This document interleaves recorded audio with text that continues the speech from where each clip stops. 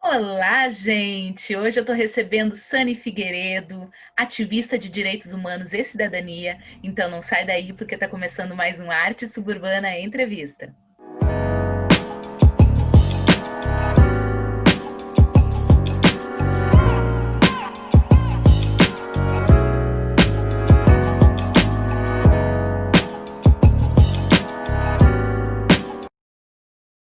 Seja bem-vindo, Sani Figueiredo, ao Arte Suburbana Entrevista. Muito boa noite. Para mim é muito legal assim poder estar participando de uma entrevista contigo, Dana. Porque a gente, né, se acompanha aí da caminhada e boa noite a todos que estão aí nos acompanhando também. E estamos aí, né? Sani, eu gostaria que tu falasse um pouquinho para o pessoal sobre a tua caminhada, tu se apresentasse para a galera que ainda não te conhece. Então, é tão difícil a gente falar da gente mesma, né? É complicado. Eu me chamo Sani Figueiredo. Eu sou nascida e criada, na realidade, aqui no município de Esteio, né? Sou moradora daqui, enfim. Hoje eu estou com 41 anos de idade, então há 41 anos aí, contrariando a estatística, né? A gente está aí. Hum. Sempre atuei na caminhada com questão da luta, né? Dos direitos humanos e cidadania. A gente faz alguns trabalhos aqui dentro do município e fora também, né? A gente ajuda aí a fomentar, porque a questão dos movimentos culturais é exatamente essa.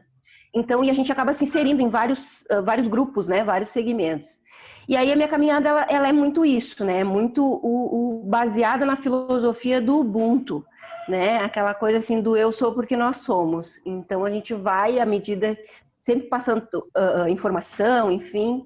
Então, Sani Figueiredo é isso, né? Não tem muito assim. Mas como movimento social, a gente, desde 2007, na realidade, está mais incisivo dentro do município de Esteio, porque nós participamos, né, através do fomento da cultura. Então, o meu eixo maior é o eixo cultural e o eixo da questão da educação também. Então, nós atuamos com a questão da educação afirmativa, né, na cultura, contra todo e qualquer tipo de discriminação, preconceito. A gente faz palestras, né, através do grupo que eu sou idealizadora e coordenadora, Atitude em Movimento. Então, a gente atua fazendo palestras em espaços institucionais. Então, a gente vai na Secretaria Municipal de Educação, fazer formação com os professores também e diretores das escolas, e também com os alunos aí dentro do próprio ambiente escolar. E aí a gente trabalha, inclusive, dentro do ambiente escolar, como uma questão mais lúdica, né? Onde a gente traz e trabalha o universo da cultura afrodescendente de uma forma mais tranquila. A gente trabalha com a cultura, né? Que a gente tem uma dificuldade muito grande, porque normalmente quando tu fala de cultura negra, as pessoas tendem para a religiosidade. Né? Então eu sou uma pessoa de matriz africana, né? Sou africanista, mas eu entendo que nem todo preto é africanista. Então todos nós somos diversos, né? Tanto nas cores quanto nas crenças e enfim, né? Nas suas opiniões. E aí, em cima disso, a gente desenvolveu, né? Esse trabalho para que a gente possa estar diferenciando essa linha tênue que existe entre a cultura e a religião quando se trata do africanismo, né? E da africanidade, que são coisas diferentes, o africanismo e a africanidade. Então, em cima disso, a gente construiu esses projetos. Aí a gente tem um projeto que chama Balé Afro nas Escolas, onde a gente trabalha exatamente isso. A gente traz a história do povo negro através de músicas, através de cantos e através da dança, porque a expressão corporal é muito nossa, ela tem muito isso, né? O tambor é muito o nosso coração. Então, e a gente tem conseguido abranger e conversar através dessa linguagem mais intuitiva com vários segmentos, né? Tanto das crianças, dos jovens, né? Dos adultos e até dos idosos, que a gente também faz uma atuação dentro das instituições, né? Que são os centros de referência social aqui no município. Então, passado tudo isso, a gente também, né? Entrou para dentro, para dentro dos espaços institucionais através dos conselhos fiscalizatórios, né? Então, antes de eu estar, porque eu estou candidata, né? Aqui no município, à vereança. Então, antes de eu estar candidata, eu estava já dentro dos conselhos municipais, muito cri-cri, assim, né? Então, eu sempre gostei de estar questionando. Então, eu era aquela cidadã que estava lá na Câmara de Vereadores, né, uma das poucas que estava lá na Câmara de Vereadores, vendo o que o vereador ia votar, para entender o que era o processo. Não porque na época eu gostasse de política, mas eu queria saber o que era que ele estava fazendo para a minha comunidade. E assim a gente foi concluindo, né? Então, hoje, Sani Figueiredo, ela é isso, ela é essa construção que foi se dando, esse pequeno guardanapo de retalho que foi conseguindo outros guardanapinhos no entorno, e a gente formou essa grande concha, né? Essa colcha de retalhos, na realidade, que faz com que a gente sempre atue em prol de um coletivo, né? Então, é muito isso, assim, não sei se eu tenho muito mais o que dizer, porque, né? Para quem não sabia o que ia falar sobre si mesma, falou bastante, a moça. Ô, Sani... Era só para dizer uma frase, sou eu, quem tá dizendo... Ô, Sani, como é que é só para dizer uma frase, aí eu fui lá e... Como é que é a recepção? A gente está com um pouquinho de delay, né, no áudio, né? Mas tudo bem, tá dando para a gente se entender, né? Como é que é a recepção nas escolas com esse trabalho que vocês levam para dentro das escolas? Como as pessoas recepcionam vocês? Então, Dana, hoje, né, a gente tem, quando eu falo hoje, é tipo assim, dos 3 anos, deixa eu ver, a gente está em 2020, de uns 4 anos e meio, 5 anos para cá, né, a gente está tendo uma aceitação melhor. Esse projeto mesmo, só para exemplificar, Balé Afro nas escolas, ele é um projeto que desde o ano de 2013, ele já é idealizado pela Atitude em Movimento. No entanto, a gente não conseguia entrar nas escolas porque o nome dele era exatamente o mesmo projeto, mas o nome dele chamava Dança Afro na Escola. Quando a gente chegava e apresentava um projeto Dança Afro na Escola, que foi onde a gente entendeu também a necessidade de se fazer essa desconstrução do que é a cultura e do que é a religião. Porque o que acontecia? As pessoas olhavam, não, os pais dos alunos não vão querer os filhos deles fazendo esse tipo de dança. E aí tu explicava, mas mesmo assim, a resistência era muito forte, porque eles entendiam que tu ia entrar dentro da escola, ensinar os filhos dos alunos ali, enfim, né, da comunidade, a fazer dança dos orixás, que é uma dança religiosa.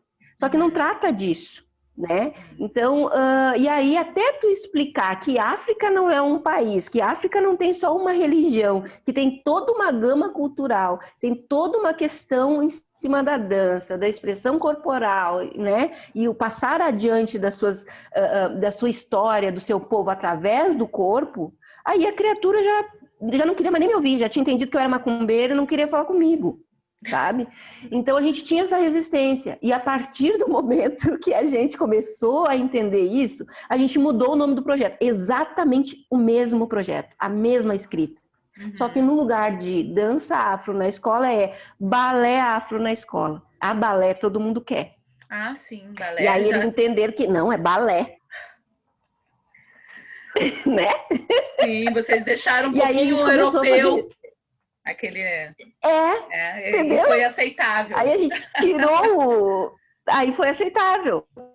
E tipo assim, uma palavra de dança afro para balé afro, cara, eu troquei dança por balé, que é exatamente, o balé é uma dança, é exatamente a mesma coisa, mas não fazendo balé, né? E aí a gente conseguiu entrar nesses espaços, apresentar o trabalho e mostrar o que era o trabalho.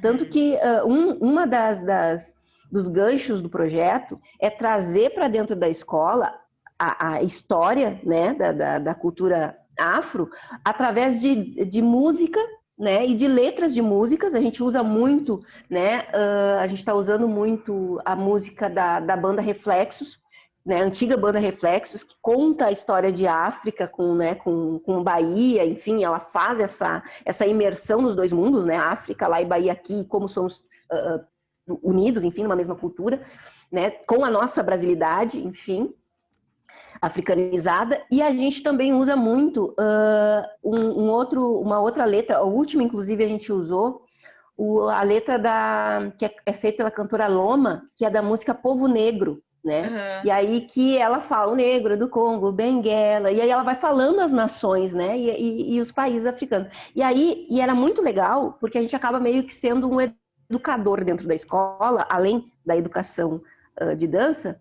A gente pegava o globo, porque nós ensaiávamos no espaço da biblioteca. Aí a gente pegava o globo e ia mostrando para os alunos aonde era cada lugar, para que eles tivessem esse entendimento que não, existem inclusive cidades nesses locais, aí a gente ia lá pegava o livro, por exemplo, existe o reino de Oxum, que é um reino que existe, é um povoado que existe, então, né, é algo que é concreto, né, e as pessoas são nascidas lá. Eu nasci em Oxum, mas não, ele virou, né, foi para a região, não, é o lugar onde o cara nasceu, sabe? E trazer isso dessa forma muito, muito tranquila, e foi muito bacana e muito bem aceito. E aí, então, a gente começou a conseguir entrar com essa linguagem mais, né, lúdica e mais tranquila dentro das escolas e mostrar que nem tudo é algo que seja impositivo religioso. Então, é cultura, é cultural e não é demonizado. A gente né, a gente precisa mostrar isso, mostrar que tudo tem o lado bom e o lado ruim, independente da religião que existe. Isso é do ser humano. É do ser humano pensar e fazer a maldade, né? E aí a gente conseguiu essa recepção melhor. Mas desses poucos tempos para cá, assim. E temos feito um avanço, temos tido avanços muito grandes aqui. Porque como se tinha esse olhar muito de crítica para dentro da cultura negra, até porque não se tinha um entendimento, a gente também tinha muito a questão do preconceito, né? E o racismo mesmo, com relação a tudo que fosse vindo do negro. Então, no momento que tu fazia qualquer tipo de atividade que envolvesse, até inclusive, por incrível que pareça, a própria capoeira, que é algo que hoje em dia já é, né, inserido, enfim, a própria capoeira, aqui a gente tinha esse preconceito. Então, agora, de uns tempos para cá, muito devagarinho e tal, a gente tem tido esses avanços, mas ainda muito precário, porque a nossa cultura aqui, ela ainda é muito precarizada, mas não a cultura como um todo, mas o incentivo e o investimento em cima dos meios culturais. Então a cultura pulsa em Esteio, mas quem não é de Esteio não sabe que a cultura daqui brota, sabe, de uma pocinha d'água, tu acha um carinha tocando uma flauta. Então assim, e são várias, são diferentes, sabe? Não é uma coisa só. E aí a galera acha que Esteio só expõe Inter e Semana Farroupilha, sabe? É só o Galderinho ali, enfim, por conta que esse é o maior evento que tem, né? E é onde está o investimento, porque os demais segmentos não se tem muito né? O que se buscar. A gente só tem aqui de incentivo o Funproarte e o Fundo Municipal, que também não é lá essas coisas. Então, se tu tem um outro projeto maior, com muita dificuldade tu vai conseguir manter. A própria Casa da Cultura Hip Hop de Esteio, que é um dos nossos, assim, ó, eu vou te dizer que é um dos nossos maiores exemplos, né, para nós que somos artistas independentes. Então, esse empreendedorismo, né, que a Associação da Cultura Hip Hop teve, enfim, de trazer, né, esse projeto tão grandioso e tão difícil de ser implementado, só foi conseguido porque foi captado fora. Então, assim, ela vive por si, ela é autossuficiente, porque se ela dependesse do município de Esteio algum investimento, muito dificilmente ela se bancaria como ela se banca. Então, assim, e ela tem uma sede própria, ela tem oficinas próprias, então, assim, trazer esse olhar de que sim, o terceiro setor é possível e é rentável, é isso que a gente busca. Então, a nossa caminhada, ela tem se dado muito em cima disso, de mostrar que sim, qualquer pessoa que tenha acesso à informação consegue mudar o mundo. Depois da tua fala aí, o que eu posso comentar é que muda-se a cidade, mas os problemas continuam sendo os mesmos de sempre, né? Aqui em Cachoeirinha também. Exato. A cultura nunca recebe a atenção devida, né? Sempre fica por último, né? Se sobrar alguma coisinha, se sobrar uma merrequinha ali, joga para a cultura. E é isso que a gente tem, no máximo, migalhas. E se a gente quiser um pouquinho mais, a gente vai ter que correr atrás de recursos fora da cidade ou de empresas, né, particulares, empresas privadas, né? Sani, tu também é organizadora da Marcha Regional, né, das Mulheres Negras. Eu queria que tu falasse um pouquinho sobre esse projeto. Então, a marcha, né? A marcha é a minha menina dos olhos, né? Eu amo essa história, porque foi uma história construída literalmente a sangue e suor, tá? A marcha das mulheres negras, né? Ela é um movimento que ela iniciou, né, desde 2011. Então, a Marcha Nacional, o grande levante das mulheres negras é muito maior do que a que aconteceu aqui, que foi a regional, né, que a gente foi uma das articuladoras.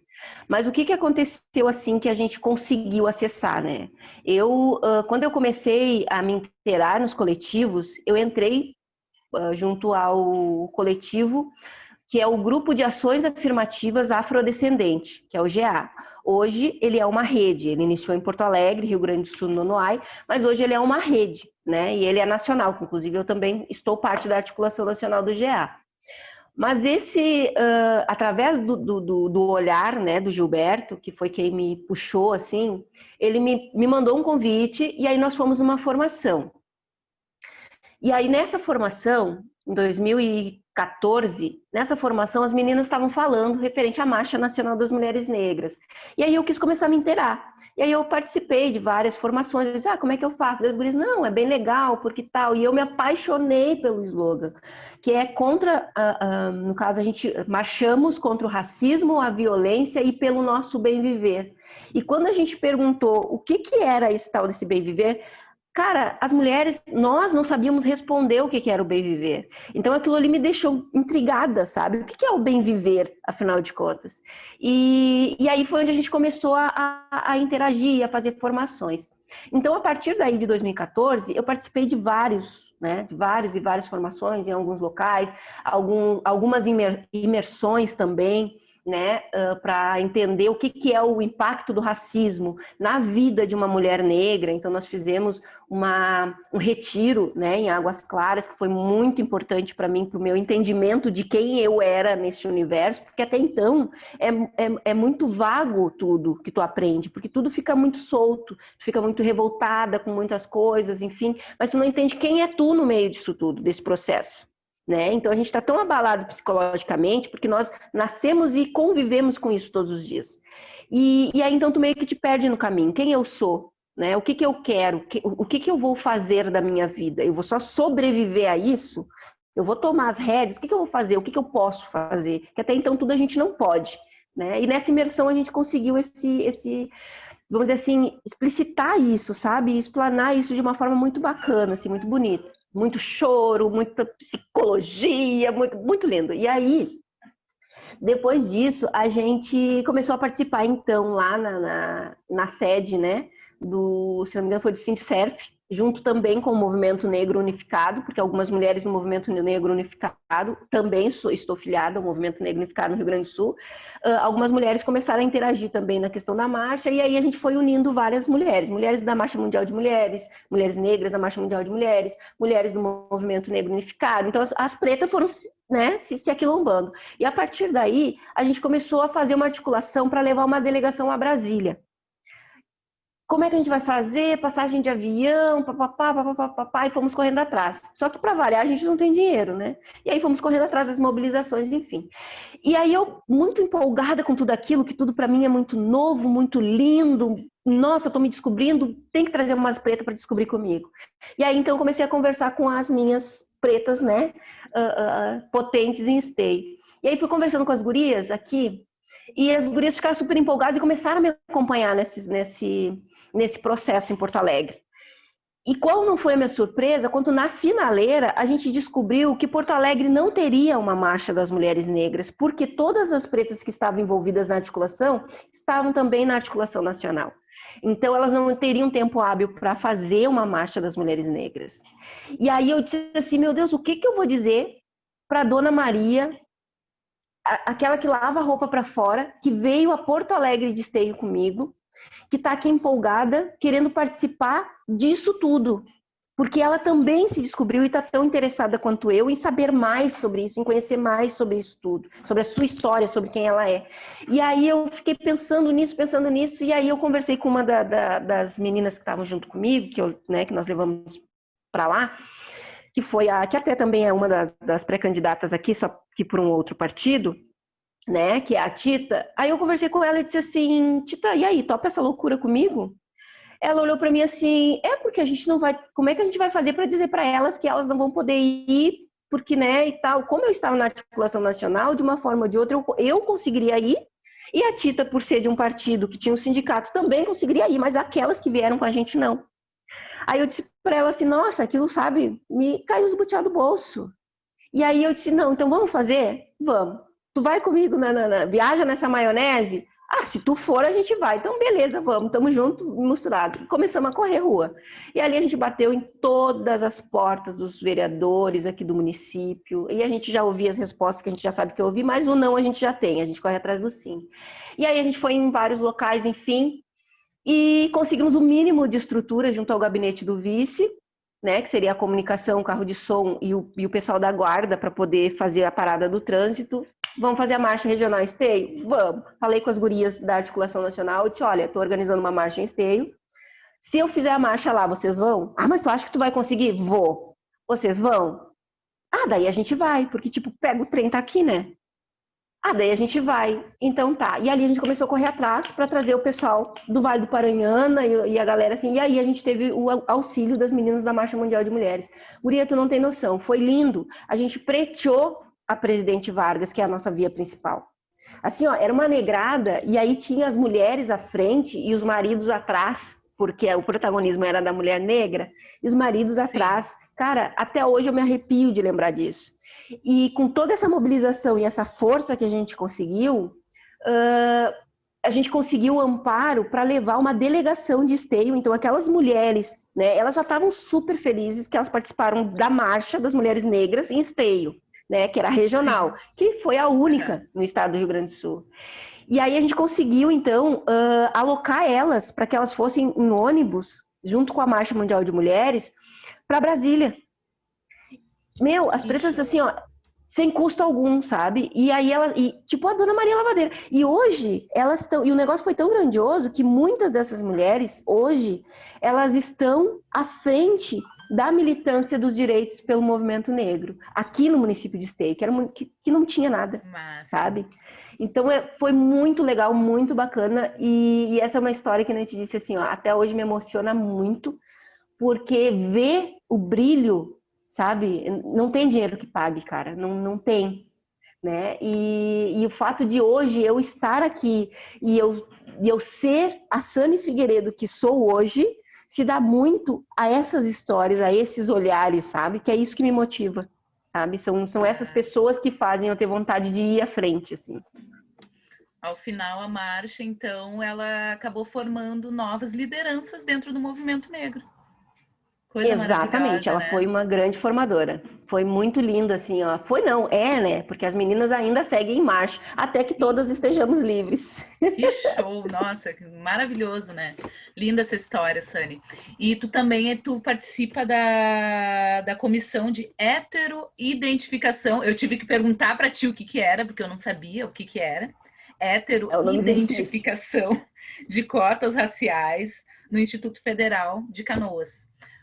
Fala um pouquinho mais sobre isso também pra gente. Então, assim, a questão da comissão de heteroidentificação, o que é, assim, explicando, né, esmiuçando um pouco o que é, para quem está assistindo, que também é um nome realmente bem complicado, sim, é um nome difícil, né?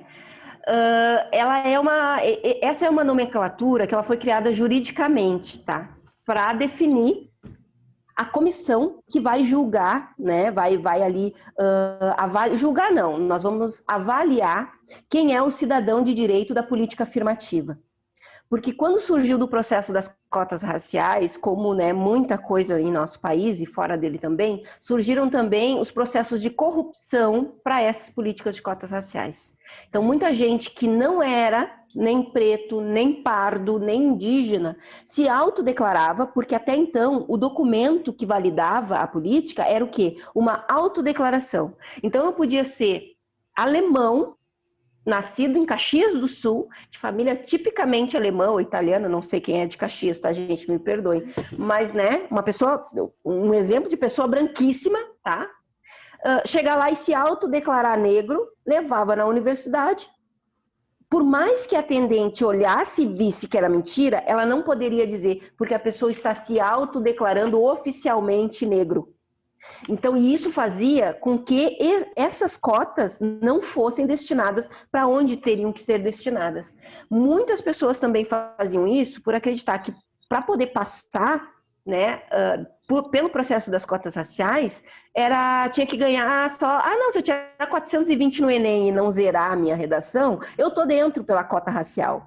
O que é uma grande inverdade, porque a cota, ela dificilmente, se tu tirar 420, tu vai entrar por cota racial. E eu falo isso de carteirinha, porque eu sou cotista e tirei 830 no Enem, né? E não fui a primeira colocada. Então, assim, e sou negra, então não é uma coisa que tu diga assim, tu tirou 420, não é fácil assim. E essa comissão aferitiva, que é a comissão de heteroidentificação, ela faz exatamente esse processo, separar o joio do trigo. Porque nós estamos ali, é uma comissão mista, então são homens, mulheres, negros e não negros, que estão ali entrevistando o candidato. Então, se o candidato se bronzeou, porque tem isso também, né? E a gente pegou alguns, tá? Então, tem umas histórias, assim, bem complicadinhas da gente contar. A gente vendo... Ai, o teu áudio não saiu. Se bronzeia e coloca umas tranças box braids. Não, guria, tu não tem noção. Tem gente que faz babyliss no cabelo. Jesus. Não, sacode ele, não penteia, se bronzeia, chega lá e diz que, tu entendeu? E aí tu, claro que tu vai fazer a entrevista, tu vai analisar a imagem que tu viu, o visual, mas também a imagem que está gravada, porque elas são gravadas. E aí tu vai analisar todo o processo do candidato. Nós também temos permissão, né, pelo próprio candidato, de entrar nas redes sociais dele e fazer a verificação, se realmente aquele candidato sempre foi preto, né? Tem isso, ele sempre foi preto. E aí a gente vai dando uma olhada... Ou é preto só naquele dia. Aí a gente vai dando... Teve gente que chegou aí, sem mentira nenhuma, Dana, assim, uma história foi muito engraçada. Essa eu acho que foi a que mais me marcou. A pessoa foi naqueles bronzeamentos artificiais, sabe aquele que tu entra na câmara, aquela de UV, e tu fica laranja? Uhum. Então a pessoa ficou laranja, tinha as bolinhas no olho, assim, ó, branca, tá? Então, assim, essa parte, porque daí fica o óculinho, a parte do óculinho branca, a criatura laranja, aí ela... deu uma sacudida no cabelo, uma descabelada no cabelo, chegou ali, ela era negra. E eu disse assim...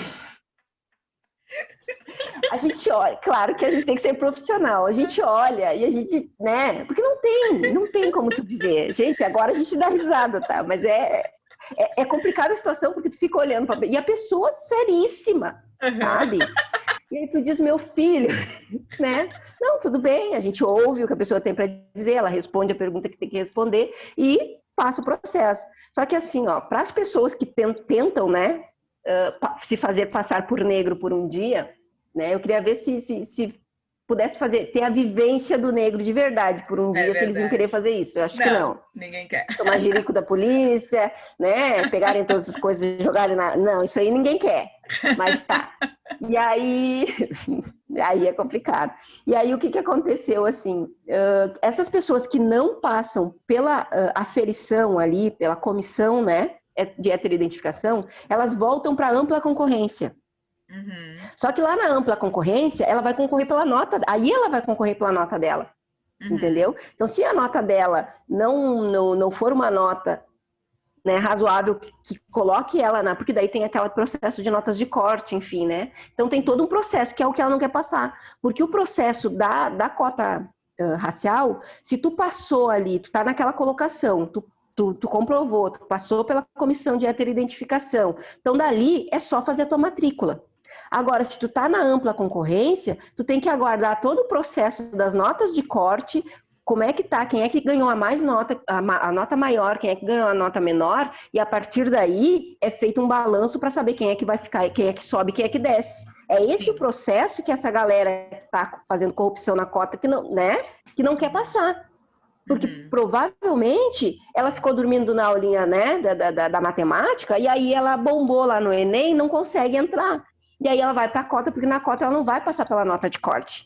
Você entendeu? Então, a gente precisa, né, entender isso. Então, a comissão de heteroidentificação, ela é isso. É um grupo de pessoas, normalmente 5, sempre em número ímpar, porque se caso aconteça de alguém chegar lá, né, o cara fez um trabalho de maquiagem muito, assim, demais, sabe? fodástico, aquela coisa, tem que ter alguém com o voto de Minerva. Então, sempre são 5, né? E aí é dividido entre gênero, né, e etnia. Então, daí a gente faz. Com exceção, por exemplo, da cota indígena. A cota indígena é diferente, tá? Então, quem é indígena, que é descendente de indígenas, ele não passa por esta comissão de aferição. Ele vai passar por um outro processo, que daí é uma cota diferente para quem é indígena e para quem é quilombola, porque são consideradas culturas, no caso, e etnias tradicionais. Então, eles têm um próprio processo, eles têm um processo próprio, tá? E daí é feito com pessoas, enfim, e aí eles têm que trazer um registro de que, de fato, eles são quilombolas, residem num espaço quilombola, porque tem que se ter todo um entendimento que não é só a cor da pele, é toda uma estrutura social. Então, como é que eu, mesmo dentro de uma periferia, a pessoa negra na periferia, ela tem certos privilégios, vamos dizer assim, e dá para dizer privilégios, tá, gente, no sentido real da palavra, literário da palavra, tá? Por exemplo, do que um cara que mora num quilombo, mesmo que um quilombo urbano que não tem água encanada. Então, né, não tem um registro de propriedade. Então, eu na periferia, por mais que seja uma área irregular, eu tenho uma comprovação de posse. O cara lá do quilombo não. Então, tudo isso interfere no momento em que ele vai tentar uma vaga num espaço institucional técnico. Ele não vai conseguir, ele não tem um comprovante de residência. Então, tudo isso a gente precisa pautar. E é tudo isso que a Comissão de Heteroidentificação consegue vislumbrar e trazer, então, para dentro da instituição, para que esse trabalho não fique somente a cargo da instituição, porque eles são institucionais, né? E aí, quando a gente fala só a palavra institucional, a gente já sabe, racismo institucional, é um espaço que não é feito para essa comunidade, né? Então, é isso que eu faço da vida. Só esse pouquinho de coisa, né? Essa mulher, ela faz de tudo Só pouco, isso. né? A gente canta, dança, sapateia, né? É verdade, se vira nos 30. Sani, literalmente, agora né? tu tá vindo como candidata, né, vereadora, né? Como que surgiu essa ideia? Por que tu entrou, como tu decidiu entrar nesse meio, né? Que a política é um meio bem complicado, né? É um espaço que não foi feito para nós, entre aspas, né? Que eles tentam a todo custo nos deixar fora desse espaço aí, mas como veio essa ideia de tu entrar na política agora? De tentar esse pleito? Então, essa questão da política partidária, né? Porque, assim, eu sempre fui uma ativista, né, político-social. Então, eu sempre entendi que o que eu fazia também era política pública, mas era política, né? A gente atua em busca da política pública, mas de qualquer forma é política. Mas nunca quis me integrar da política partidária, porque eu sempre entendi essa questão da agremiação partidária como um meio muito complicado no sentido de que ele é muito adoecido, né? Até por esse motivo também, por eu ser mulher e por eu ser negra, esse espaço não foi pensado para mim. Então a gente passa muitas situações dentro dessas agremiações políticas, né, desses espaços, que a gente diz assim, cara, por que eu não preciso, sabe? Por que eu tô passando isso? Mas aí, ao mesmo tempo, eu sou desse tipo, assim, sabe? Quando me dizem assim, tu não vai conseguir fazer isso aí. Não, tu não vai. A palavra tu não vai, entendeu? Me dá um negócio, Motiva. Uma coisa assim. Aí eu digo, então tá. Agora tu vai ver. Que eu vou. E aí, assim, agora que eu vou, entendeu? Não, tu não vai conseguir fazer uma marcha. Quer ver? Fui lá, botei mais 3 vezes a cabeça. Tu não vai conseguir, não sei. Tu não vai passar na faculdade, quer ver? Vou lá. Então, o que começou a acontecer, assim? Eu já fazia, né, algumas intervenções através do próprio MNU, né, que também tem vários... Ele é apartidário, né, porque tem várias siglas ali misturadas, enfim, na junção, mas tem siglas partidárias. Então, ele também faz esse trabalho político partidário, enfim. E aí, eu, então, atuava em alguns momentos, né, que a campanha política para mim sempre foi a busca pelo dinheiro, então a gente queria estar lá trabalhando aqueles dias da campanha para ganhar um troquinho extra, né, sempre precisando, enfim, sempre no correrio. E aí, nessas mobilizações, né, sempre muito fora, assim, por incrível que pareça, muito mais fora do que dentro de Esteio, eu acabei conhecendo a negritude socialista. E aí, nesse conhecimento da negritude socialista, fui entendendo como é que era o funcionamento, porque eu achava que a negritude socialista não era uma agremiação partidária, não era um segmento partidário. Porque a galera se identificava, eu sou da negritude socialista, né? Negritude, opa, tamo aí, negritude é nós, negritude é nós. E aí, então, eu não conseguia vincular a sigla, né? Que é do Partido Socialista. E aí, depois, com o tempo, aí eu fui, né, conversando, conhecendo, enfim, participei da campanha do Rafael Cavalheiro, em Porto Alegre, né? Sim. Que ele concorreu a vereador lá. Uhum. E aí, pelo segmento e tal, e aí eu fui conhecendo um pouco mais, fui interagindo, e aquilo ali foi me deixando, cara, sabe? Eu acho que a gente consegue fazer alguma coisa. E aí a gente foi se inteirando mais, participando um pouco mais, e aí eu já comecei a participar do espaço institucional da negritude, ainda não era afiliada, mas participava do espaço institucional da negritude. E aí eu fui indo, conversando com aqui, conversando com outra ali, e aí descobri que tu ganha dinheiro com emenda parlamentar. Meu, quando eu descobri isso, eu disse, tá, a gente tem, como é que funciona o dinheiro com a emenda parlamentar? Bom, a emenda parlamentar, o deputado federal te direciona um valor e esse valor vai diretamente para a área aonde foi direcionado. Não precisa dispersar para lado nenhum, é para lá e é para lá. Né? Tu apresenta o projeto, foi aprovado o projeto e vai. E tipo assim, sem experiência nenhuma, pensa na criatura, né? Mas a criatura queria o quê? Dinheiro, né? Eu quero dinheiro, né? Entrei na política totalmente por ideal, né? Quero dinheiro, tá. Daí fui lá, fiz, aí comecei a conversar com as pessoas. Aí perguntava para um, perguntava para outro. Não, isso aí é muito difícil. Aí isso aí, se eu for te explicar, é uma coisa que tal. Tá, daí isso aqui no meio, no município. E aí eu, conversando com a galera da negritude, lá em Porto Alegre, que a gente estava numa atividade já com relação à questão da privatização do mercado público, porque ele tinha sofrido aquele incêndio, aquela coisa toda, a mãe Norinha ainda era viva. E aí eu fui conversando com as pessoas e perguntei, olha só, eu sou da cultura, me apresentei e tal, em stage, a gente está com uma dificuldade muito grande. Como é que a gente faz esse negócio de emenda parlamentar? Aí eles me explicaram, olha, tu apresenta o teu projeto pro deputado federal, através do teu projeto, se ele achar que é um projeto válido, ele vai investir no teu projeto. E aí vai para dentro do município, só vai ter que articular no município para que quando chegar, porque vai para o cofre do município, para que quando chegue lá no município, o município direcione, ele vai poder direcionar para a área, mas não especificamente para aquele determinado projeto. Aí eu, tá, aí isso a gente consegue fazer. E aí foi onde eu fui e conversei com o deputado federal Stedley, eu ainda não era afiliada na época, aí eu conversei com o Stedley, que eu sempre tive uma proximidade muito forte com a cultura aqui no município, e automaticamente com o secretário de cultura, que é o Rafael Figueiredo.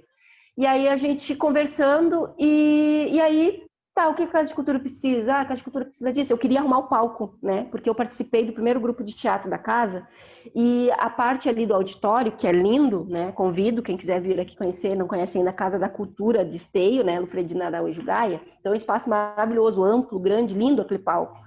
E aí, então, eu sempre achei uma judiaria, porque o tablado estava deplorável, sabe? As cadeiras meio que caídas, não teve uma manutenção no decorrer do período, que ela foi inaugurada em 1995. E aí eu peguei e disse assim, tá, vamos ver o que a gente consegue. Aí o deputado destinou para cá 100 mil reais para cultura. Só que, tipo, eu não tinha a mínima noção de como escrever projeto. E aí eu, conversando na prefeitura, não, a gente vai colocar uma equipe aí à disposição e tal, mas aí que deu um correrio, porque eles estavam escrevendo um projeto referente à habitação, então não tinha ninguém para me dar amparo. E aí a gente foi fazendo e mandando, tipo um grupo de, umas cabeças ali, pensando o que a gente podia fazer, mandava, não dava, mandavam de volta para cá, e aí a gente tem um prazo que tem que mandar de volta, né? E ali foi. E aí, por fim, eu disse, não, então vamos fazer o seguinte, né?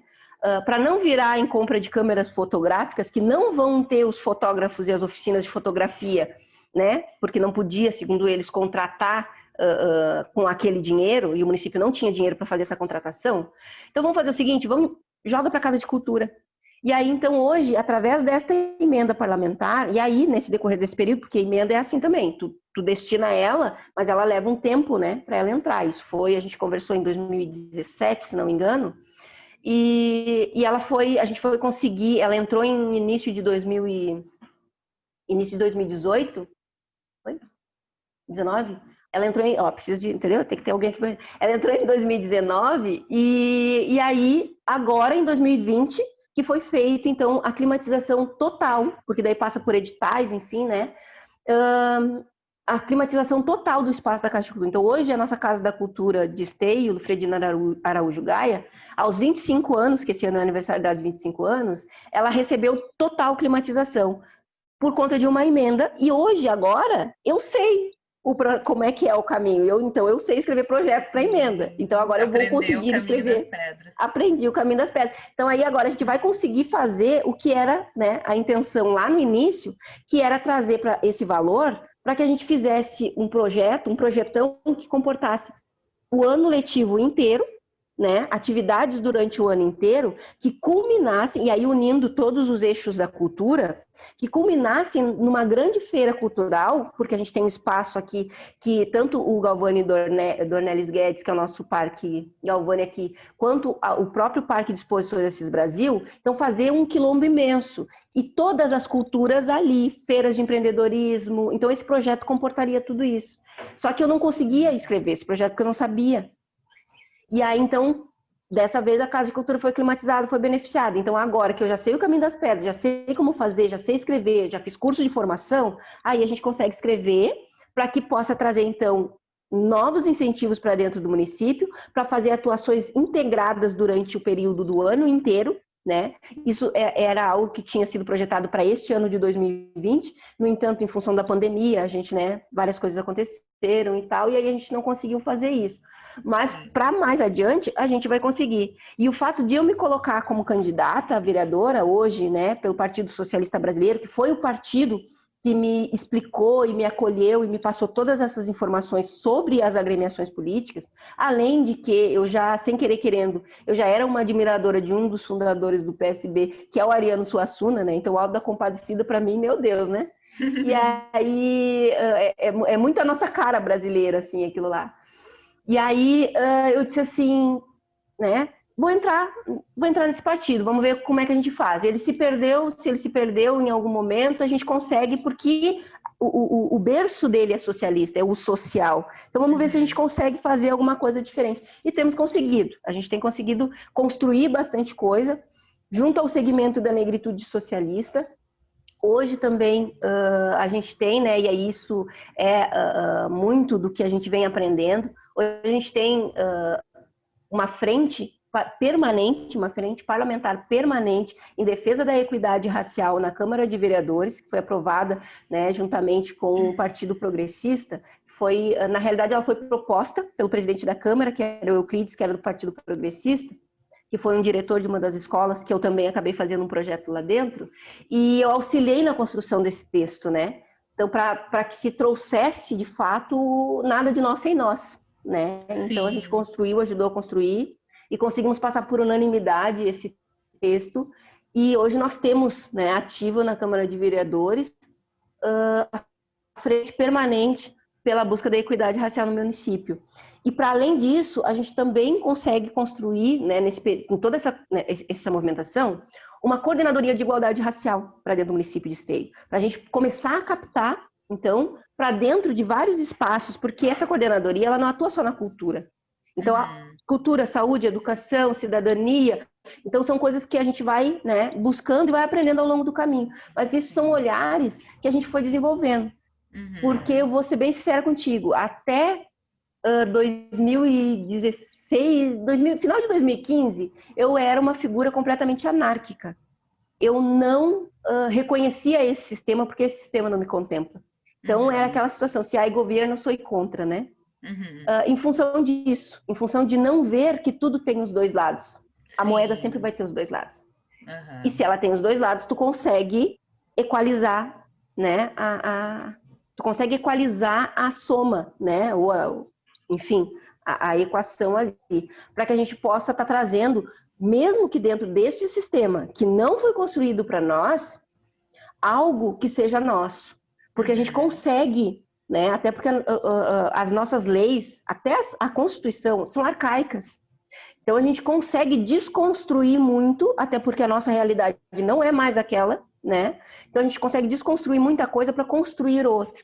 Então é em cima disso que a gente vem trabalhando, vem atuando. Essa candidatura, ela é uma candidatura em mutirão. Então Então, a gente está com um pensamento coletivo muito forte, muitas pessoas estão vindo, estão contribuindo, que é muito bacana, que é muito legal. Claro que a gente está bem devagarinho, né? Porque esse ano ele é um ano diferente das eleições, então sim, aí a gente não sabe muito bem o que pode, o que não pode, né? Então a gente está muito respeitando isso, mas fora isso a gente está aí bombando para conseguir fazer essa construção de fato, né? E Esteio é um município que ele, né, tem uma área territorial aqui de, né, pouco mais de 27,676 quilômetros quadrados, isso foi um censo de 2019, e a gente tem uma população de 83.279 pessoas.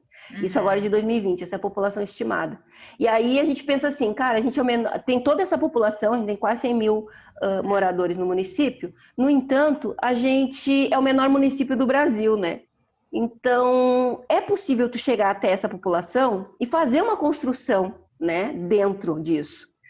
É possível. Então, e é essa a intenção, é esse o olhar, da gente fazer essa construção de uma forma mais inclusiva, mais igualitária, né, e equânime para todos. Porque não adianta tu tratar todo mundo com igualdade. Porque se tu vai tratar todo mundo com igualdade, tu vai construir um muro, algumas pessoas vão conseguir olhar para o outro lado, outras não. Outras não vão conseguir nem chegar até o muro, porque estão, né, são cadeirantes. Outras não vão conseguir nem saber que o muro está ali, porque são deficientes visual, é pessoa com deficiência visual. Outras não vão ouvir que é para ir para lá para o muro. Então, assim, a gente tem que ter esse olhar, né? E para isso a gente precisa da equidade, para isso a gente precisa dessa construção mais humana, de fato. Né? E é esse olhar todo, essa carga toda que a gente foi adquirindo, que a gente foi construindo, que a gente quer trazer aí, porque, tipo, a gente está aí, né, há 41 anos dentro desse espaço, contrariando todas as estatísticas, né? Preta, acadêmica, mãe de família, casada com um cara preto há 27 anos. Então, tipo assim, sabe? É tudo que não era para eu ser, para eu fazer, estamos aí, né? Estamos jogando aí e estamos juntos para fazer uma coisa diferente. De verdade. É verdade. Né? Estamos aqui para fazer a diferença, né? Cada um fazendo a sua parte, né, Sani? Eu gostaria de te agradecer muito a tua presença aqui no Arte Suburbana Entrevista. Foi muito gostoso o bate-papo, foi muito legal conhecer um pouquinho mais sobre a tua caminhada e te desejar uma boa sorte também, né? Ai, obrigada. Assim, agradeço a todos agora eu tô aprendendo, né, as nomenclaturas. A todas, todos e todes, né? Que a gente também tem que ter essa noção da escrita oral, né? É verdade. Então, assim, agradeço muito de coração, né? Sempre o apoio com a Arte Suburbana, sempre nos chamando também para a gente fazer essa interação, para conversar, para fazer, né? Tem um movimento, a gente está lá, estamos juntos, estamos se abraçando, e é isso, sabe? Essa troca, essa energia, é isso que faz a gente acreditar que sim, a gente consegue modificar. Então, muito obrigado ao universo, as energias etéreas continuem sempre sendo derramadas sobre ti, Dana. Tu é um ser de luz, sabe? Eu já te disse isso, nunca deixei de dizer. Exatamente, sobre nós todas e todos e todes. E que a gente continue sempre, né, nesse andar aí, nesse plano, podendo contribuir e que, de fato, trabalhemos a filosofia do Ubuntu, né? Porque não basta a gente ser feliz, é preciso que o nosso irmão não seja desgraçado. É verdade. Beijo no coração. Beijo, obrigada a todos vocês que estão aí assistindo Arte Suburbana Entrevista, a galera que ficou até o finalzinho aqui. Aproveita, dá o seu curtir, aproveita e já se inscreve no canal também. Então, até a próxima. Então, um abração, beijão. Tchau, tchau.